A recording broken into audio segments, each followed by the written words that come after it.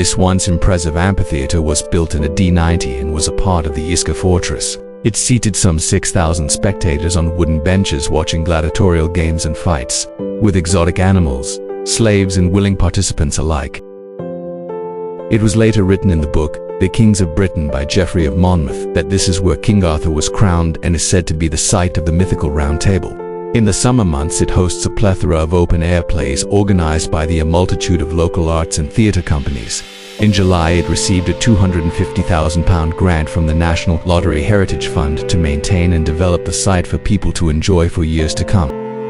Today, the amphitheater is run by the local council in collaboration with many local historic societies and arts groups and is visited by schools from all over Britain.